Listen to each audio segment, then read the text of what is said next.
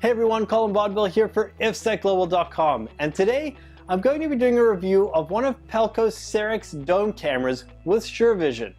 The exact model number of the camera I'm showing you today is the IM10LWN Let's take a look at it now. As you can see, it's a pretty standard size for a dome camera, and it is vandal-proof. If we flip over to the wires here, you'll see there's a audio in and out wire.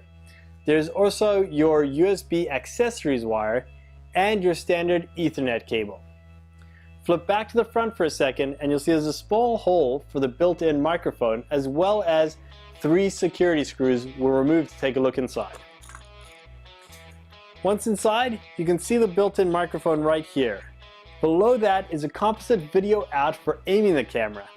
Next to that is a small pinhole switch for changing the camera between PAL and NTSC format, and below that is a small pinhole reset switch. Taking a look at the lens of the camera, you'll see that it looks like a standard varifocal lens, but it actually does have built-in remote focus on it, although the zooming needs to be done manually. That's it for the camera itself, so now let's get techie. The IM10LWN can stream up to 30 frames per second at a maximum resolution of 1.2 megapixels. It has advanced low light capabilities down to 0.0013 lux. It also has wide dynamic range and anti-bloom technology and supports day-night mode.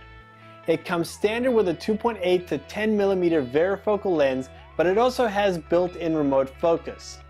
It's designed for indoor use, but is housed in a vandal-proof housing. It has both audio in and audio out, as well as a built-in microphone.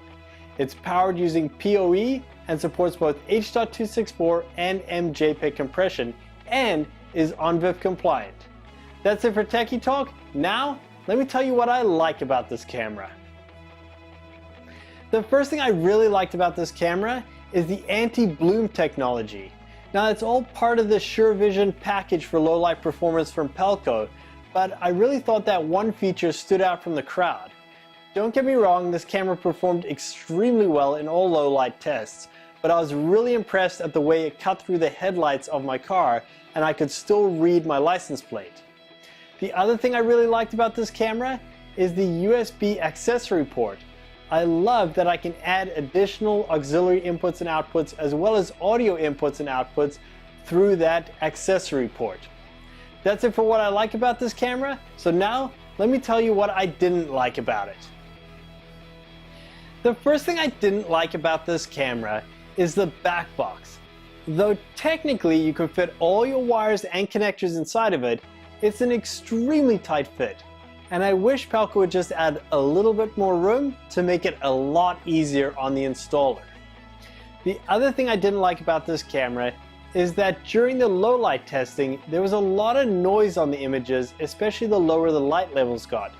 And when using the anti-bloom technology, there was a lot of artifacting around the lights themselves.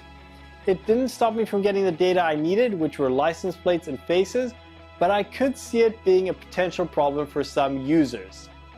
That's it for what I didn't like about this camera. I'll say that during the daytime testing, it performed like you would expect from a 1.2 megapixel camera in this price range. It was really the SureVision technology at night that blew me away, and that's what I would recommend this camera for. My name again is Colin Vaudeville, and thanks for watching. If you have any questions or comments, please leave them in the comment section below. See you next time.